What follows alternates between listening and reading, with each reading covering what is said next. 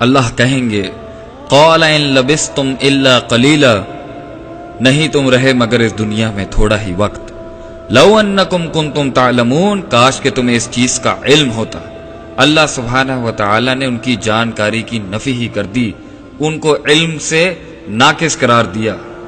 افحسبتم انما خلقناکم عبثا، کیا تم نے یہ گمان کر لیا تھا کہ ہم نے تمہیں عبث، بے فضول، بے فائدہ، بغیر مقصد کے پیدا کر دیا تھا؟ یہ تھاٹ فریم چل رہی تھی کیا تم لوگوں کی؟ یا تم اس ایٹیٹیوڈ کے ساتھ زندگی گزارے تھے وَأَنَّكُمْ إِلَيْنَا لَا تُرْجَعُونَ، کہ ہم تو اللہ کی طرف لوٹائے نہیں جائیں گے؟ یہ ہٹ درمیاں تھی نا۔ جاؤ اب چکھو جا کے اس عذاب کو۔ سورہ فرقان میں اللہ فرماتے ہیں جس دن ظالم اس دن کو دیکھے گا، اس کی ہولناکیاں دیکھے گا تو اپنے ہاتھ چبانا شروع کر دے گا۔ دیکھیں ٹینشن کے اندر ناخن چبانا تو ہم نے سنا بھی ہے، دیکھا بھی ہے، لیکن کوئی اپنا ہاتھ کھا سکتا ہے؟ آپ میں سے کوئی یا میرے میں سے کوئی اپنے ہاتھ کو چبا سکتا ہے، دانتوں میں پیس سکتا ہے؟ وہ تکلیف کتنی ہوگی ہمیں، وہ منظر کیا ہوگا جو وہ پورا ہاتھ گوشت کا کھا جائے گا اپنا، لیکن اسے اس کی زیادہ ٹینشن اور تکلیف ہوگی، اس کا زیادہ پریشر ہوگا، جو اس کی آنکھوں کے سامنے وہ ہاربل مناظر ہوں گے، وہ دردناک قسم کا عذاب، وہ کھولتی ہوئی جہنم کو جب وہ دیکھے گا، ساری زندگی اب تو موت نہیں آنی، وہ ہاتھ کھا جائے گا۔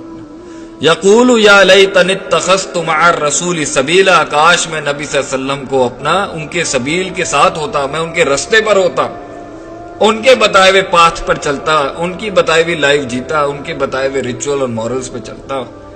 یا ویلتا لیتنی لم اتخذ فلانا خلیلا، ہائے میری بدبختی، نہ میں بناتا فلاں فلاں کو اپنا دوست۔ یہاں شیطان کی بات ہو رہی ہے، لیکن شیطان جن میں سے بھی ہے اور انسانوں میں سے بھی ہے، تو یہ دوست جو ہوتا ہے نا، یہ بڑی امپورٹنٹ چیز ہوتی ہے۔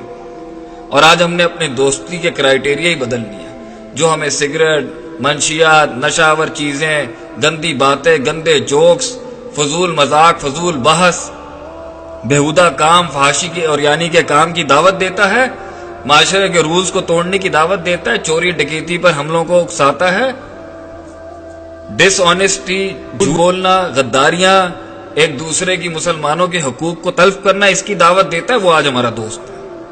جو ہمیں معاشرے کے اندر بد تہذیبی سکھاتا ہے، ہم اس کو دوست بنا لیتے ہیں۔ جو سب سے زیادہ لوگوں کو چال بازیاں کرنا جانتا ہے، معصوم مسلمانوں کو ان کی معصومیت کا فائدہ اٹھاتا ہے، وہ آج دوست ہے۔ تو یہی شیطانیت ہے، اور کیا؟ تو اس دن کہے گا ہائے کاش میں ان کو دوست نہ بناتا، ان شیطانوں کو۔ لقد اضلنی عن الذکر بعد اذ جاءنی، تحقیق کہ اس نے مجھے گمراہ کر دیا کہ جب آیا تھا میرے پاس اللہ کا ذکر اور نصیحت۔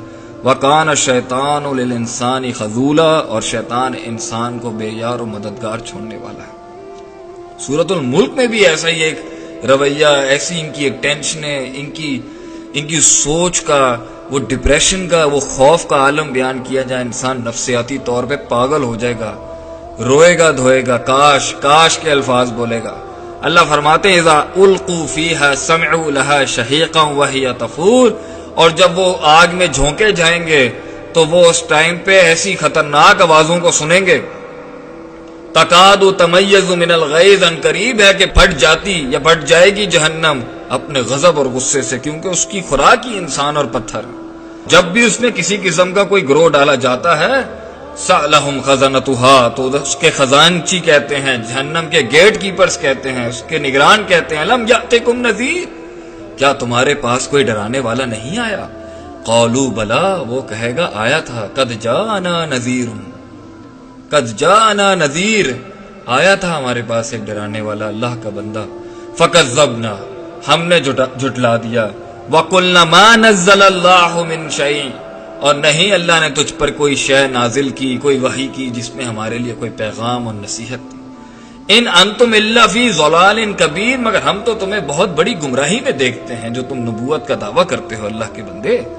وَقَالُوا لَوْ كُنَّا نَسْمَعُ، آج وہ کہے گا لو کاش کاش میں سنتا، كُنَّا نَسْمَعُ أَوْ نَعْقِلُ، کاش میں عقل رکھتا، سمجھتا باتوں کو، ما كُنَّا فِي أَصْحَابِ السَّعِيرِ، نہ میں ہوتا جہنمیوں کے۔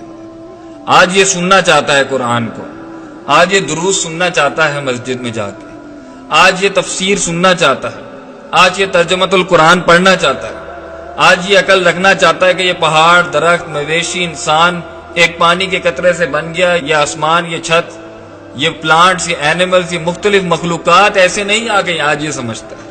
پہلے اس کو سمجھ نہیں آئی تھی. نہیں، پہلے بھی سمجھ آئی تھی لیکن ہٹ دھرمی تھی، یہ سمجھنا چاہتا ہی نہیں تھا.